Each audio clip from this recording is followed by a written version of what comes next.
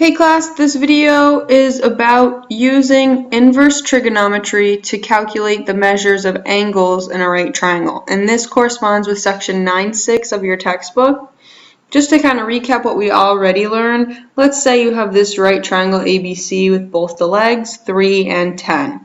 If I asked you to calculate tangent of C, we know that you would just set up that ratio and say, okay, well, SOHCAHTOA, jot that down so you have it fresh in your mind. Tangent is opposite over adjacent. Opposite of C is the 10. And the adjacent leg is 3. So that's tangent of C. But what is the measure of C? Measure of angle C. What would that be and how could we find it? Well, we've got this nice equation set up for us here. We just need to get the C by itself.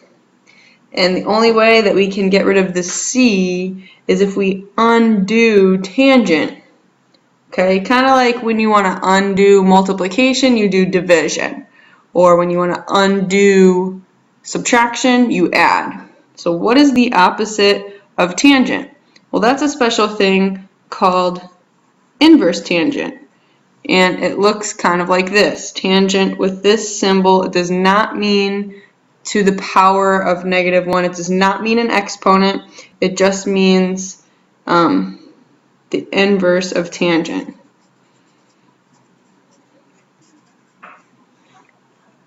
Okay, so if you see this symbol, it means inverse tangent, and then we could use that to get C by itself, right? So if I want to cancel this out on the left-hand side by doing the inverse tangent, I have to do the same thing on the right side. So we say that C is equal to the inverse tangent of 10/3. Okay, so how do we type this on the calculator? It's very similar to what you already know. So grab your calculators. So locate your sine, cosine, and tangent buttons, and then you should have either in yellow or maybe blue or right above the tangent button, you have that tan inverse button. And the way that you get that is by hitting second tangent, and tan inverse will pop up on your screen, and then you can type 10 divided by 3. So this is telling me that the measure of angle C is approximately 73.3 degrees. Okay, a couple ways you could check to make sure your answer is right. All of your answers should be less than 90 degrees because, you know, we have a triangle with one 90-degree angle. Does not make sense to have anything larger than 90 or even equal to 90. Okay? Okay, these are some of the notes that we completed in class, and if you take a look at these problems, they're very, very simple. It's just like all on the calculator. So if you know that tangent of a certain angle is this decimal, type on your calculator the inverse tangent of 2.0503. That will be equal to the measure of angle A. And again, second tangent, 2.0503, enter. So notice we've got all these decimals, 9999577. When that happens and the direction says find each angle measure to the nearest degree, then you would say the measure of angle A is approximately 64 degrees. Okay? For number 2, it works the same way, but now it's cosine. So the inverse of cosine, 0.1219, equals approximately 83 degrees. Okay? So go ahead and practice the rest of these up to question number 6. They're pretty basic, just typing right on the calculator. And then when you're ready, we could jump down to number 7. Alright, number 7, actually all of these basically give you two of the sides, and they're asking you to find the indicated angle, that's the one with the question mark, based on the given sides. So it's kind of going back. Relative to this angle, I would describe 51 as the opposite leg. I would describe 55 as my hypotenuse. So I have opposite, I have hypotenuse.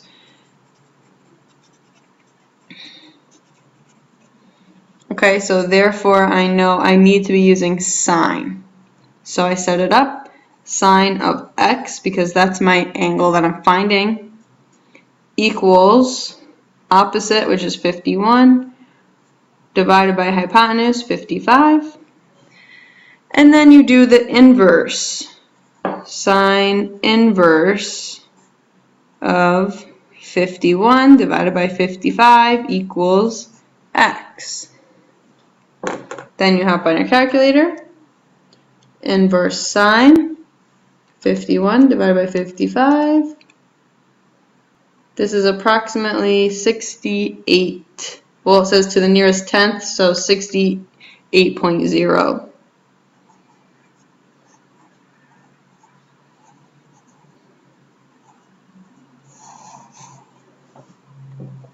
Okay. Go ahead and try number 8. It's very similar, and then resume the video to see if you got it right. Okay, number 8's just like number 7. You still have the opposite in the hypotenuse, so you definitely need to use sine again. And then when you type it on your calculator, you should get about 44.7 degrees. Okay, jump down to number 11 now. Okay, number 11, we're still trying to find measure of angle x, but this time we're given the opposite leg and the adjacent leg. So I'm not using sine anymore, I'm actually using tangent. Tangent of x is equal to opposite divided by adjacent. And then you need to isolate this x, get this x alone by undoing the tangent, which would be the inverse of tangent. Right? Type it on your calculator. Inverse tangent, 29 divided by 38. Approximately 37.3 degrees is the measure of angle x. Okay? Okay, if you flip to question number 15, it's a little bit different because now we're given the adjacent leg and the hypotenuse, so that goes along with cosine. Cosine of x is my adjacent leg, 8, divided by hypotenuse. And then we need to undo that cosine by doing the inverse.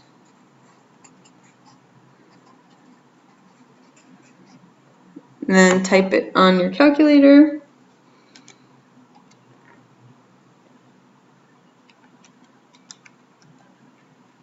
We get approximately 61.9 degrees. Okay. Hopefully you guys can see now how to use inverse trig to calculate missing angles of a triangle. Okay guys, now I am on the second worksheet that we did when we did notes for section 9.6, 9.6b. Basically kind of continues on with what we were just doing, although now the directions sound a little bit different. Instead of telling you to find a specific part of the triangle, it just says solve the right triangle. That means you need to find all angles and all sides. Okay? So in question number 12, it's pretty easy to find measure of angle P, because I'm just going to take 90 minus 37, and that is going to give me 53 degrees for measure of angle P. So I'm done finding all my angles. I have one side, now I need to find all the others. Okay, so this is like the beginning of section 9.5. I'm going to label this as X, just so it's a little easier, and relative to 37 degrees, X is my opposite side, opposite leg, 22 is my hypotenuse, so I know I need to use sine. Sine of 37 equals x over 22. Okay, now we need to solve for x. So 22 times sine of 37 is about 13, round your decimals to the nearest tenth, so 13.2. Okay, so now I just figured out this side. The last step to this problem is to figure out the other side, which I'm going to label as y. Okay, so we have, relative to this is the adjacent leg. So I have cosine. Cosine of 37 equals y over 22.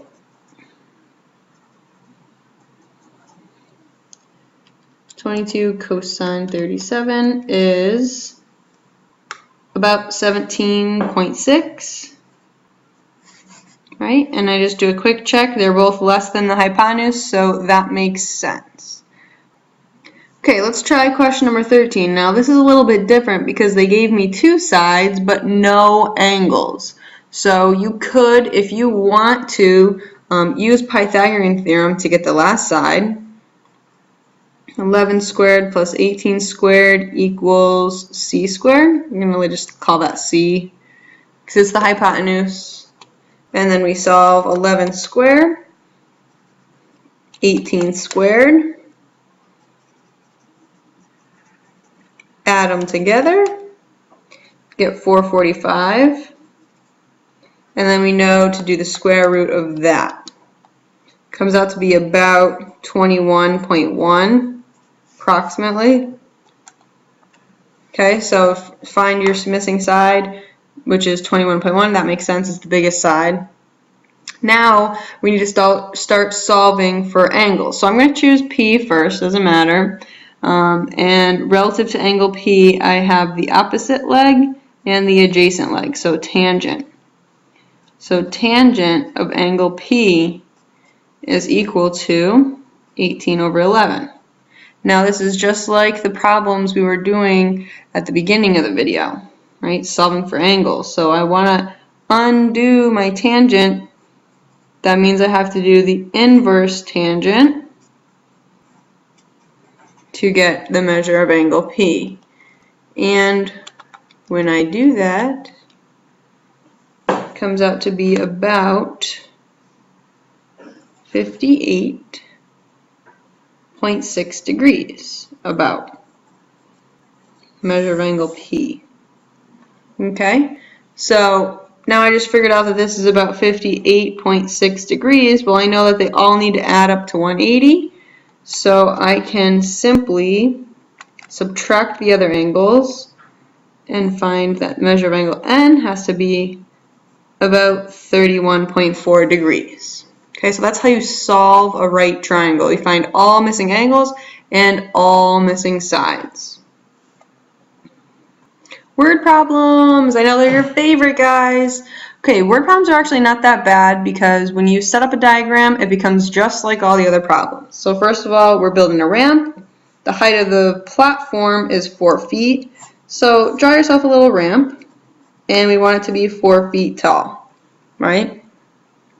Determine the length of the ramp. That would be this, where you're actually going to walk on the ramp itself. Determine the length of the ramp if it makes a 32-degree angle with the ground. Okay, so this is what we're solving for. The hypotenuse. Okay, so we're solving for the hypotenuse. We know the opposite leg is 4 feet. If you need to, jot down SOHCAHTOA. I have opposite leg and hypotenuse. So I'm using sine. Right? Sine of 32 is equal to the opposite leg over hypotenuse. Okay? So see if you can pause the video, finish solving this, and then check your answer. Okay, you should get about 7.5 feet. If you've got any other questions about this topic, please come see me to schedule an appointment, or you can check out some of the answer keys that are posted on the website. Hope this helped you guys out.